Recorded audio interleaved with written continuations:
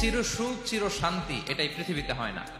চিরসুখ এবং চিরশান্তির জায়গা হচ্ছে জান্নাত। কিন্তু সমস্যা বাদে তখন যখন জান্নাতের ফিচার আমরা দুনিয়ায় খুঁজি।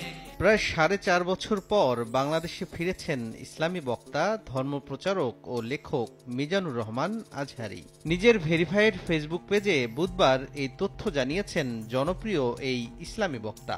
পোস্টে আজহারী নিরাপদে মাতৃভূমিতে পৌঁছাতে পারায় মহান আল্লাহর প্রশংসা করেন।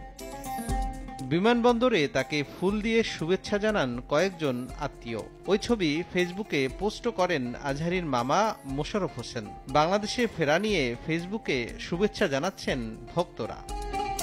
মিজানুর রহমান আজহারী 2020 সাল থেকে মালয়েশিয়ায় অবস্থান করছেন। গত আগস্টের গণঅভ্যুত্থানের পর দেশে ফেরার ঘোষণা দেন তিনি। তাজা রক্তের বিনিময়ে যারা আন্দোলনকে সফল করেছেন সেই শহীদদের শ্রদ্ধাভরে স্মরণ করে তাদের রুহের মাগফিরাত কামনা করেন তিনি।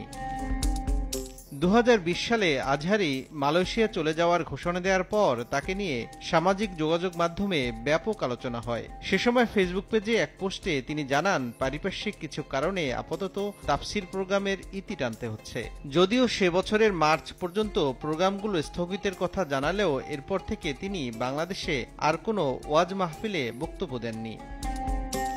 গবেষণার কাজে মালয়েশিয়া গেছেন বলে জানালেও তার হঠাৎ চলে যাওয়া নিয়ে সামাজিক মাধ্যমে ব্যাপক আলোচনা শুরু হয়েছিল। তুমুল জনপ্রিয়তার পরও কেন দেশ ছাড়তে বাধ্য হয়েছিলেন এই ইসলামী আলোচক, এমন প্রশ্ন ঘুরছে নেটিজেনদের টাইমলাইনে। অপরদিকে ব্যাপক জনপ্রিয়তা ও লোক সমাগমের কারণে বিভিন্ন জায়গায় তাকে ওয়াজ মাহফিল করতে বাধা দেয়া হয়েছিল বলেও অভিযোগ ওঠে। তখন সরকারের ধর্ম প্রতিমন্ত্রী আজহারীকে জামায়াত সংশ্লিষ্ট বলে অভিযোগও তোলেন, জানিয়ে তখন ব্যাপক হইচই হয়েছিল। বালু খনন করে পেটে পাথর বেঁধে পরীক্ষা খনন করেছেন সাহাবীদের সাথে। True leader.